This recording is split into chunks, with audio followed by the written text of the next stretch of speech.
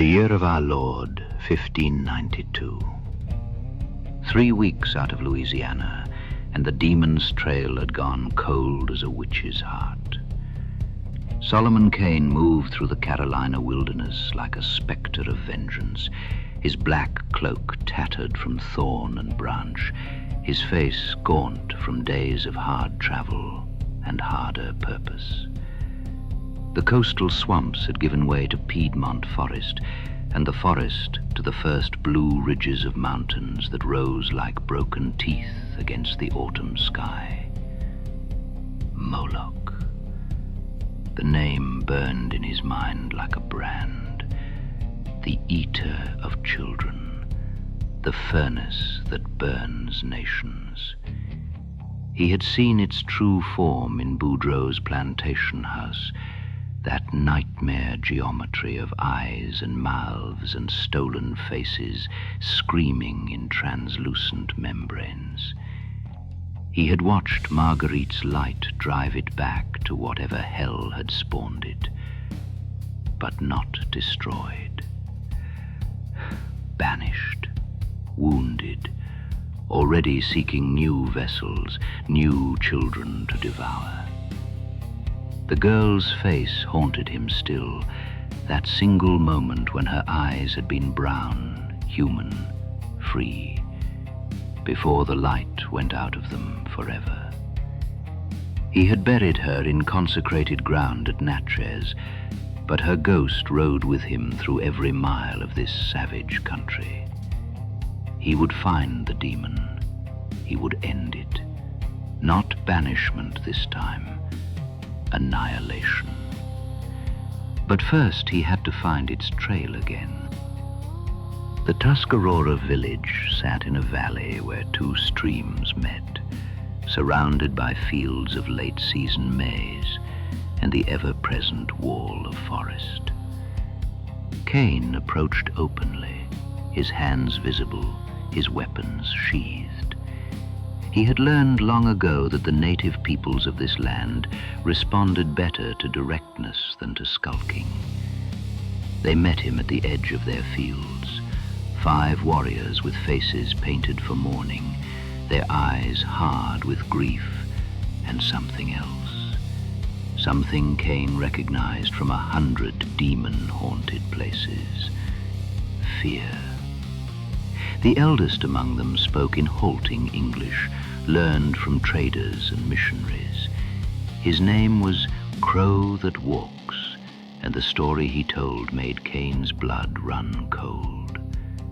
Children, 3 in as many moons, taken from their beds in the night, their families finding nothing but strange tracks in the earth, tracks like a man's but too long, too narrow, pressed too deep into soil that should not have borne such weight. Kane's hand found his rapier's grip. Moloch. It had to be. The demon had fled northeast, found new hunting grounds, begun feeding again. "This thing that takes your children," Kane said, his voice flat as English steel. "Have any seen it?" Crow That Walks exchanged glances with his warriors. When he spoke again, his voice carried the weight of something he did not wish to name. "The hunters have seen, from far. It walks like a man, but tall." He raised his hand high above his head, white like bone, thin like winter branch. "It comes from the mountain where the crazy holy man went." Kane felt the familiar crawling at the base of his skull, the sensation that had saved his life in a score of demon-haunted places. Holy man? The old warrior's face twisted with something between pity and contempt. English preacher. Came 2 summers past with woman and small ones, built wood house by the river, spoke of your God. Spoke, past tense, Kane marked it. What became of him?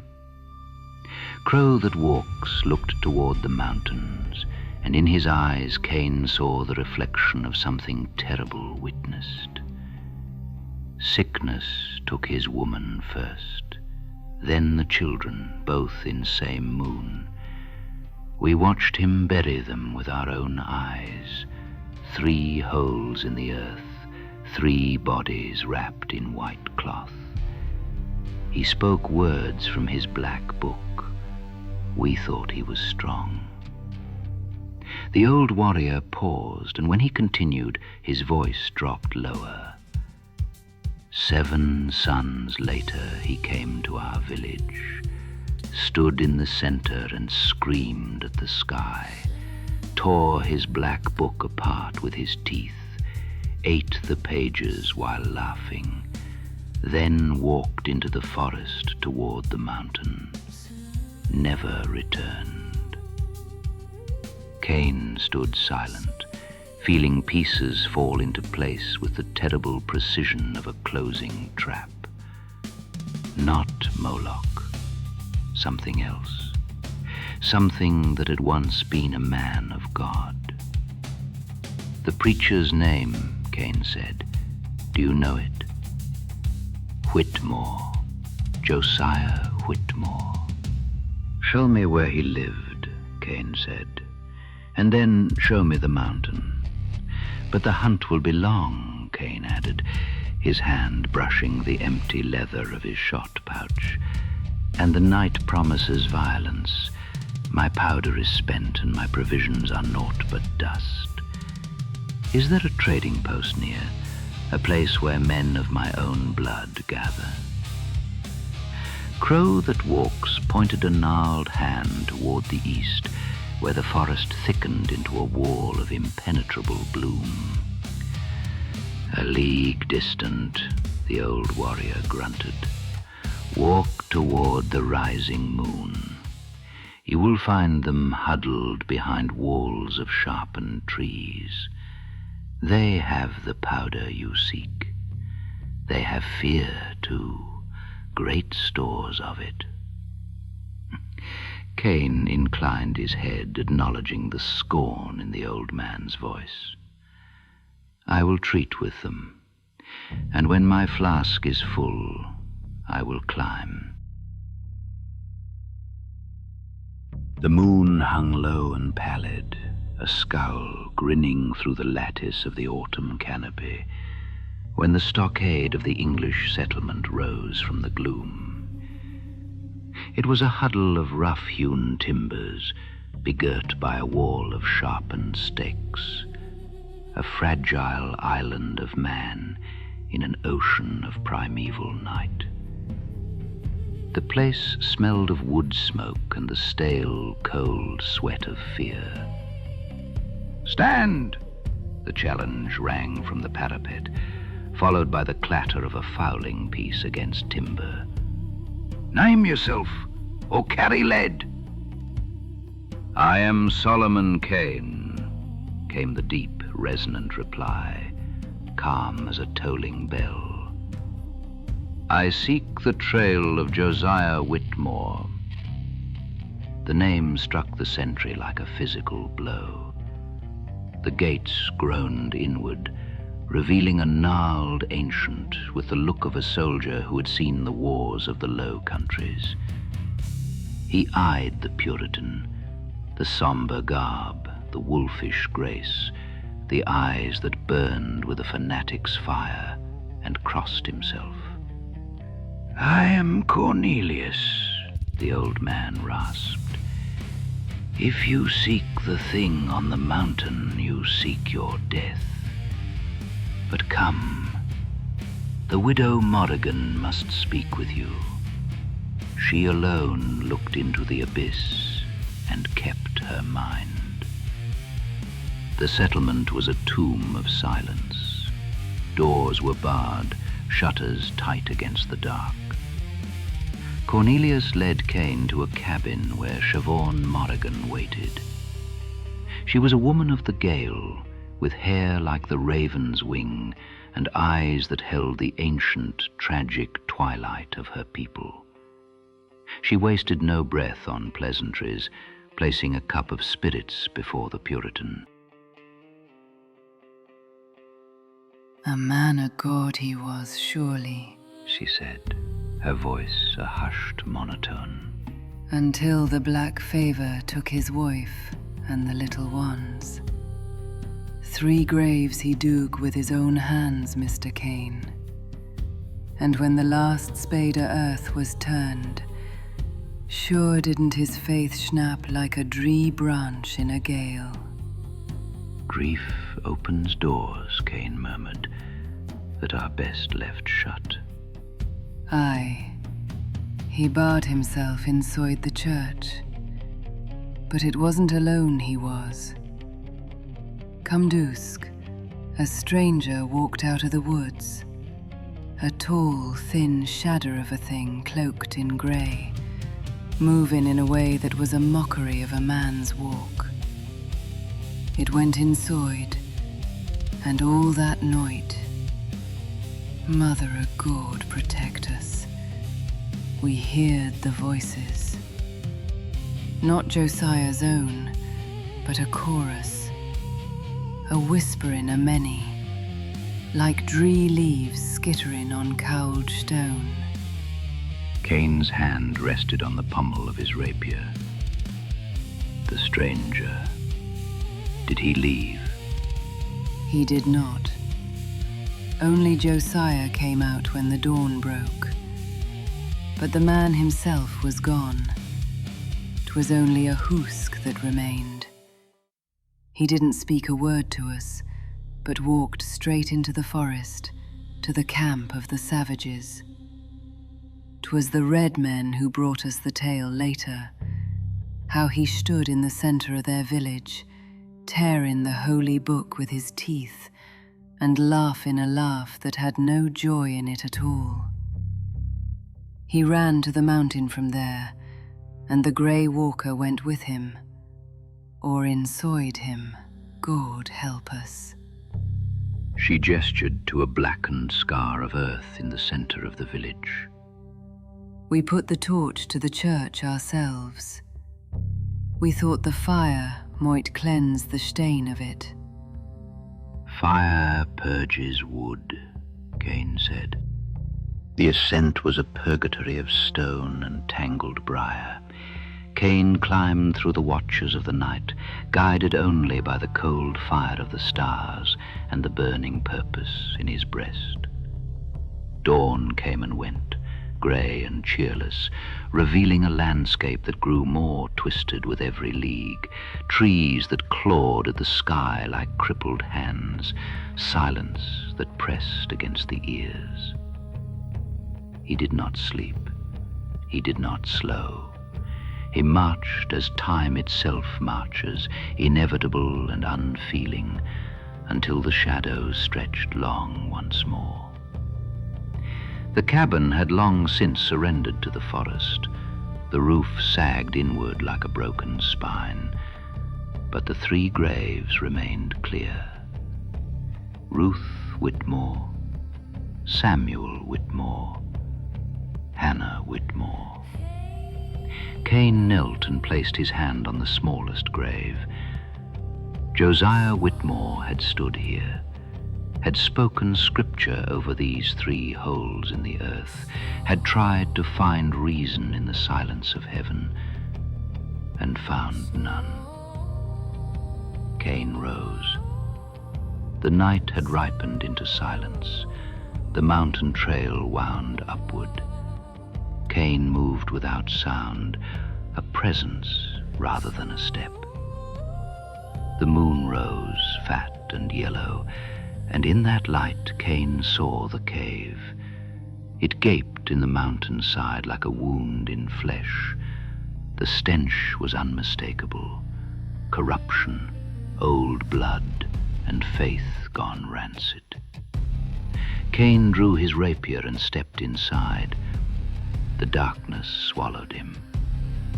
The floor sloped downward until the cave opened into a chamber, and Kane saw what Josiah Whitmore had become. It unfolded from the shadows like a spider. 8 feet of bone-white flesh stretched over a frame that had forgotten how to be human.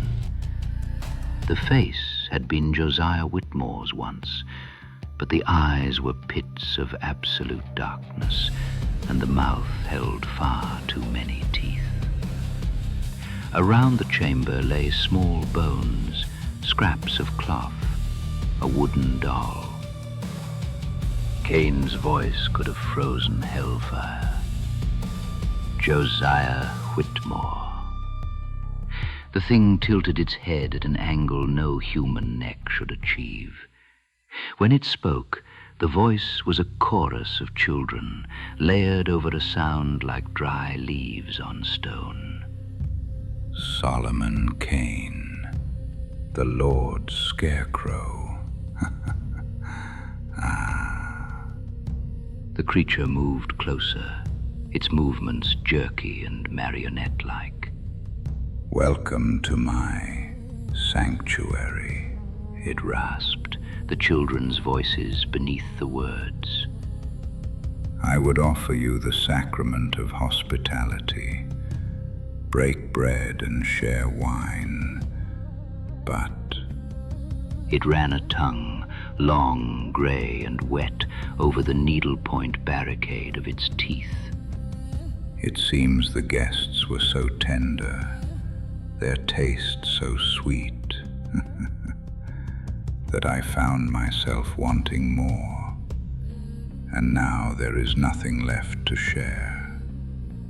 Kane did not flinch. He did not draw back from the stench of old blood and madness. You have filled your belly with the innocent, Kane said, his voice stripping the mirth from the air like a cold wind stripping leaves. But your soul remains a starving thing. You did not eat to feed a hunger, Whitmore. You ate to silence the memory of the man who once knelt in prayer. The creature's smile vanished. The mocking light in the pit-black eyes was extinguished by a sudden red fury. Do not. It shrieked, the chorus of voices screaming in terrible unison. Brandish not your piety before me, Puritan. Do not stand there cloaked in the arrogance of the elect. It lunged, stopping inches from Kane's blade, trembling with rage. I spent a life in his service, my knees bloody on the stone, my tongue blistered with praise. And what was the kindness shown? What was the reward for the faithful servant? It threw its arms wide, casting a twisted shadow against the cave wall. I buried my Ruth, and I believed. I buried my Samuel, my Hannah, still warm, still asking for father, and I believed. And he gave me silence. He gave me fever and dirt and the cold dark. The thing leaned in, its voice dropping to a hiss. So I stopped begging, and something answered Kane, something real, something that doesn't demand faith, only feeding. Silence fell. The moonlight shifted, casting long, twisted shadows against the damp stone. A night bird called somewhere in the forest beyond the cave. Kane did not move. He stood like a statue carved from the bedrock of the earth, his eyes locked on the abomination. When he spoke, his voice was not loud, yet it filled the chamber with the weight of a judgment bell. You speak of something real, Kane said, the words cutting through the stagnant air. You speak of the visitor who came to you in the guise of a man, the hooded one who whispered in the ruins of your piety. The creature's smile faltered. The many-jointed limbs twitched. I know that shadow, Whitmore. I have hunted its stench across oceans and wilderness. That was no new god that answered your silence. That was Moloch. The thing that had been Josiah Whitmore went still. The chittering chorus of stolen voices died in its throat. The absolute stillness of the spider, sensing the vibrations of a predator, fell over it. The name hung in the darkness between them, ancient, heavy, and damning. Moloch, the devourer, Kane pressed, his voice grinding like millstones. The butcher of children. You did not ascend to a higher truth, Josiah. You were merely the door through which the beast entered. The creature remained frozen, the black pits of its eyes widening as if the enormity of its error had finally pierced the madness. Kane took a step forward. His voice carried no rage now, no grief, no desperation, only granite. You speak of faith as though you possessed it. The thing remained motionless, caught in the glare of the Puritan's conviction. You possessed ritual, habit, the comfort of being called righteous by men as blind as yourself. Kane took another step. His blade did not waver. When the weight came, there was nothing beneath you, because there never was. You did not fall from grace, Whitmore. Another step. The moonlight caught his eyes, and they blazed like winter stars. You fell because you were never standing. The words struck harder than any blade. The creature recoiled, its chorus rising in a shriek of recognition. And in that moment of naked truth, it attacked.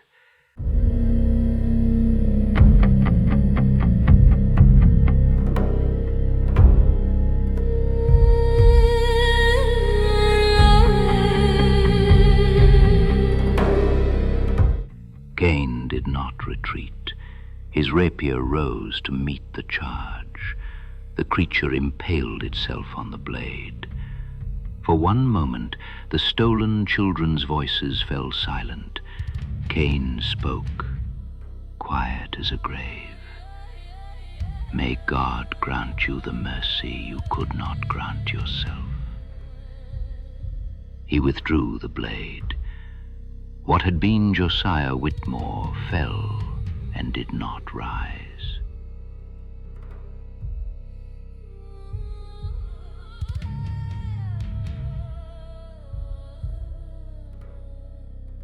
Dawn found Kane at the cave mouth, his blade cleaned, the silence of the mountain finally absolute. He had buried what remained of Whitmore in the deep dark, collapsing the entrance with loose stones. He descended not to the village of the Tuscarora, but to the gates of Shepherd's Rest, seeking the provisions promised. The settlement was quiet. Too quiet. The morning sun touched the rough-hewn timbers, but no roosters crowed, no dogs barked. The chimney smoke rose in thin, straight lines, unnatural as painted strokes on a canvas. Siobhan Morrigan waited by the gate, holding the reins of a roan gelding. Cornelius stood atop the palisade, his silhouette rigid against the sky, unmoving as a gargoyle. It is done? She asked, her pale eyes searching his. It is done, Kane replied. The vessel is broken. God be praised, she breathed, though the words carried no warmth. You've done a service this day, Mr. Kane. A service that won't be forgotten. She handed him the reins.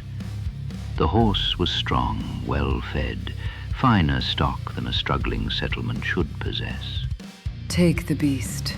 She urged, her voice low and lilting. And ride north, far north. I have kin in the Massachusetts Bay Colony, the village of Arkham. Seek out the Marsh House. They know the ways of the old enemy. They will aid ye in your hunt. Kane took the reins. His skin prickled, the same instinct that warned a wolf of a trap just before the jaws snapped shut. The gratitude in her eyes was too flat. The silence of the settlement behind her was too heavy. "You will not stay?" Kane asked. Nay, the matter is ended. We will move on. The earth here is sour.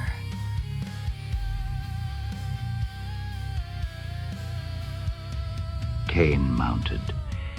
He looked down at the woman who called herself a widow, and for a fleeting second the light caught her eyes in a way that made the pupils seem rectangular, like a goat's or something older. "Walk with God, Siobhan Morrigan," he said, his voice guarding his thoughts.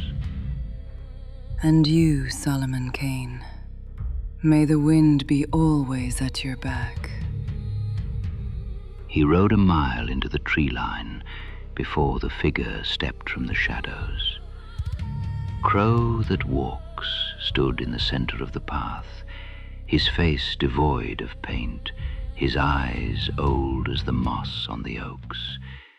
He did not look at Kane. He looked past him, back toward the wooden walls of the settlement. "You ride a dead man's horse," the Tuscarora said. Kane reined in the gelding. The widow Morrigan gave it freely. Crow that walks spat on the ground. There is no widow. There is no soldier. The fever that took the preacher's family, it took them all 2 moons ago. The air grew very cold. Kane stared at the old warrior. "I spoke with them," Kane said slowly. "I drank their spirits. I sat by their fire. You sat by a cold hearth, White Wolf. The Tuscarora do not trade with that place, not since the screaming stopped. We have watched from the trees. We have seen them wear the skins of the dead like blankets against the cold." Crow looked up, his gaze piercing. "They wanted you to go up the mountain. They wanted you to break the Hollow One. And now they send you north." The revelation struck Kane with the force of a physical blow. The barred doors, the silence, the stage-set quality of the village. It had not been fear that kept them inside. It was emptiness. "Why speak this now?" Kane demanded, his voice low and dangerous, his hand tightening on the reins until the leather creaked. "You knew they were monsters, yet you let me walk into their midst, ignorant as a lamb before the butcher. Why did you not warn me?" Crow met his gaze, his eyes dark and unyielding. The winds and the spirits that guide the Tuscarora spoke of a coming storm. They whispered of a stranger who would scour this curse from our land. He gestured toward the distant mountain. "Had I spoken, you might have struck at the shadows in the village and left the root to rot on the high rock. But we needed the root severed." The old warrior pointed back toward the settlement, where the unnatural smoke had ceased to rise. "And now they have left. The pale ones have fled before your iron. The spirits spoke truth. You were the one to clean this land. And because they spoke truth to me, I now speak truth to you. Kane looked north, toward New England, toward the kin Morrigan had spoken of, Arkham. The trap was not here. The trap was ahead. The children of Ashur were not merely fleeing, they were migrating. They were herding him toward a slaughterhouse built on the roof of the world. They think to use me, Kane whispered, his voice terrible to hear. They think to drive me like cattle to the slaughter. He spurred the horse, his eyes burning with a cold blue fire that outshone the autumn sun. Let them, he said. Let them draw the wolf into the fold. They shall find that I bring not the leash, but the throat-tearing. He did not look back at the Tuscarora. He did not look back at the hollow settlement. Solomon Kane rode north into the jaws of the trap, and he brought hell with him.